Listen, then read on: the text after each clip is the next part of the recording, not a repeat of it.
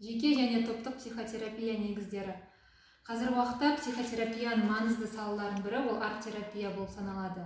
Арт-терапия қазір кезде психотерапия әдістерінің жаңа түрі болып есептеледі. Қазір Қазақстанда арт-терапия өзінің қалыптасу кезеңінде әлі. Бұл сала Қазақстанда әлі де болса толығымен зерттелмеген, зерттелу үстінде. Осы салада елімізде толығымен жұмыстар зерттелмеген деп айтуға негіз бар. Себебі бұл салада елімізде ғылыми жұмысты айтпағанның өзінде бітіру жұмыста жоқ екендігі дәлел. Сонымен қатар арт-терапия түсінігі біздің елімізде әлі толығымен қалыптаспағаны анық. Арт-терапияның айналысуы үлкен профессионалды дайындықты, психология аймағында іргелі білімді талап ететін қиын іс-әрекет болып табылады. Қазіргі кезде мұндай мамандар аз. Осыған қарамастан арт-терапияны қолдануға деген қызығушылық өте жоғары. Арт-терапия жөніндегі білімді елімізде дәл қазіргі күнде тек қана психологтар ғана емес, сонымен қатар педагогтар, әлеуметтік жұмыскерлер, қарт адамдар, жасөспірімдер, психикалық ауру адамдарға тағы да басқа көптеген жерлерде қолдану маңызды және қажет екендігі дәлелденуде. Арт-терапия мәселесімен Қазақстанда зерттеген ғалым өте аз, жоқ десек те болады. Арт-терапия мәселесімен әйгілі австриялық ғалым, психоанализдің негізін қалаған Зигмунд Фрейд, Швейцария ғалымы Карл Густав Юнг, америкалық ғалым, гуманитарлық психологияның негізгі салушылардың бірі Роджерс және де Маслоу зерттеген, өз зерттеулерінде көрсеткен.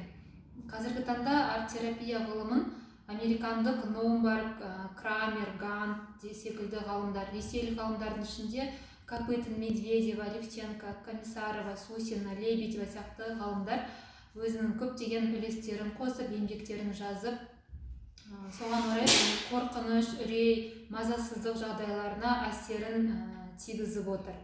Алғашқыда арт-терапия түсінігі енгізілген кезде оны тек сырқат, ауру немесе демалыс үйіндегі емдеушілерге ғана қолданған болса, кейін келе оның қолданыс шеңбері кеңейе түсті.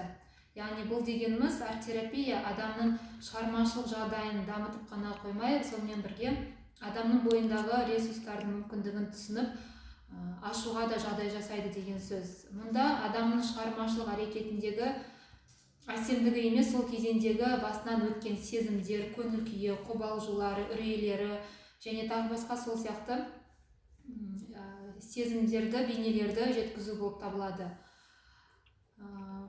Жалпы психотерапия бұл адамның психикасына ықпал етуші іс-шаралар жүйесі, психологиялық көрсету формасы, сондай-ақ проблемаларды зерттейтін дәрігерлік және практикалық психологияның саласы болып табылады.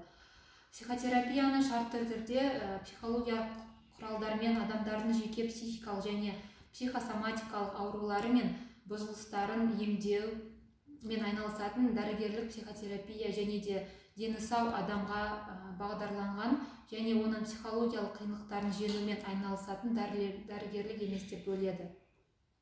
Жалпы әдебиетте психотерапия ұғымының көптеген анықтамалары бар. Бұл көптеген психотерапевтік бағыттар мен әдістердің болуымен байланысты. Чех ғалымы Станислав психотерапия психологиялық әдістердің көмегімен әртүрлі ауруларды емдеу деп түсіндірді. Ол аурулар психикалық процестер мен тұлғаға, сондай-ақ дене қызметтеріне де қатысуы болуы мүмкін. Психологиялық әдістерге ең алдымен сөйлеу тілі, эмоциялар, қатынастар, үйретудің әрқилы түрлері, қоршаған ортамен манипуляция жасау жатқан. Психотерапияның ортақ мақсаты клиенттерге ойлау мен мінез құлықтарын өзгертуге, осылайша бақытты, өнімді болуға көмектесуде. Ол мақсатқа жету үшін терапевт төменде көрсетілген жеке сипаттамаларға, міндеттерді шешеді. Яғни клиенттің проблемаларын жақсылап түсінуге, соны көмектесуге, эмоционалдық үйлесімдікті жоюды, сезімдердің еркін айқындалуын қолдайды және де клиенттің проблемаларды қалай шешу керек екенін жаңа идеялармен қамтамасыз етеді. Ойлау мен мінез құлықтың жаңа тәсілдерін терапевтік ситуациядан тыс тексеріп көруге көмектеседі. Осындай міндеттердің шешілуінде психотерапевт негізгі үш әдісті қолданады. Яғни бірінші, психологиялық қолдауды қамтамасыз ету. Бұл ең алдымен клиентті көңіл қоя тыңдап, сын жағдайда оған кеңес беруді білдіреді.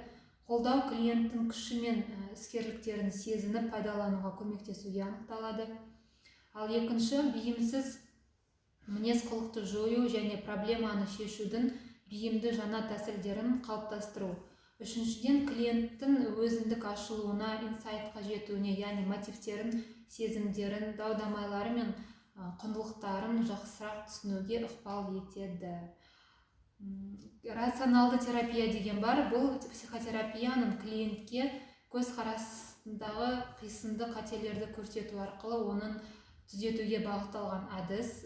Бұл мен Дюпан 1912 жылы ұсынылған. Бұл әдіс терапияның барлық түрлеріне енеді.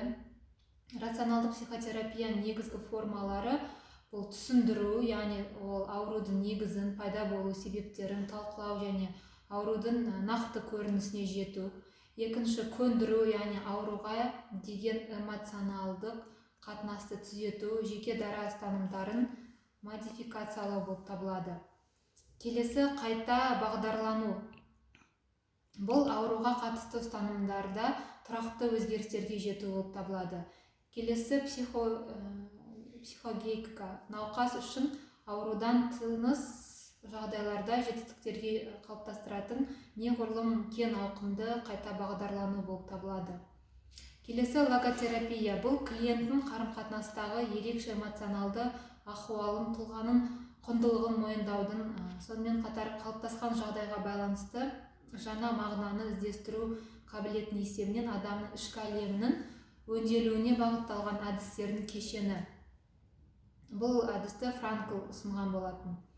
Келесі, гештальт терапия. Бұл клиенттің қажеттіліктерін неғұрлым нақтырақ сезініп, тұтас бейнеге ұластырып, аяқталуына бағытталған әдіс болып табылады. Жалпы арт-терапия психотерапияның өнер туындыларымен және дербес шығармашылықтың негізінде ықпал ететін болжайтын әдіс.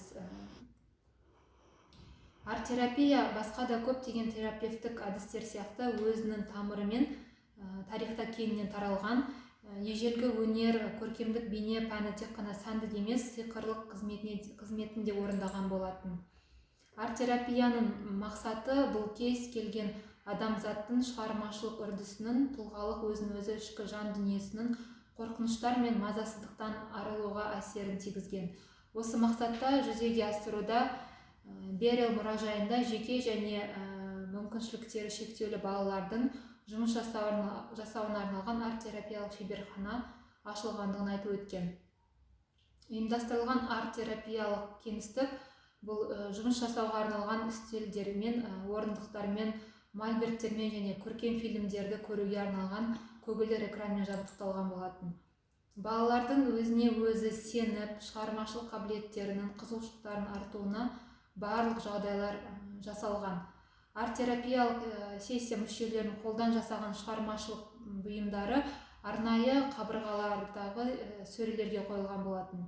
Бұл үрдіс өздерінің бұйымдарына сырт көзбен қарап, қоршаған ортаға өз еңбектерін таныстырып өтуде ыңғайлы болды. Себебі әркім өз қолымен жасаған бұйымдары керемет өзіне өзі қанағаттанарлық сезімді оята білді. Арт-терапия әдісін пайдалануда сурет сала алу міндет емес, бірақ нәтижесінде қабілеті басқа қасиеттермен бірге ашылуы мүмкін. Арт-терапия жаттығулары адамдардың сезімдерін, ойлары мен оқиғаларын, жеке адамдардың әдістері мен қарым-қатынастары, өзіне деген сенім мен өзін-өзі бағалауы арттыратын қызмет атқарған болатын. Музыканы функциялық және функционалдық емес деп бөлу шартты болып табылды. Себебі кез келген музыканың өзінің қызметтері болады. Мысалы, психоэмоционалдық күйді реттейтін эстетикалық, тәрбие, танымдық қызметтерін атап көрсетсек болады.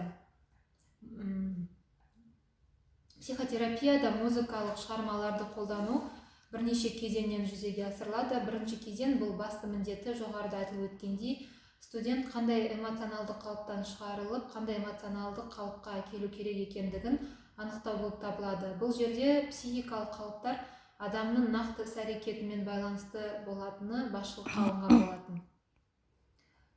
Арт-терапияның, бұл екінші музыкалық терапияның келесі кезегі музыкалық материалдарды іріктеу кезден күрделі әрі толық зерттелмеген мәселесі болып табылады.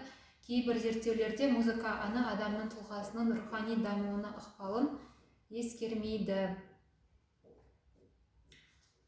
Әлемдік өнердің шынайы құндылықтары болып, композитор-классиктер дәрежесіне жеткен авторлардың музыкалық шығармалары жатады. Классикалық музыканы сонымен қатар функциялық музыка ретінде қолдануға болды. Нақты музыкалық шығарманы таңдау педагог, психолог және психофизиологтың талаптарына сай жасалынуы қажет. Музыкалық материалды іріктеу екі тәсілмен жүзеге асырылды.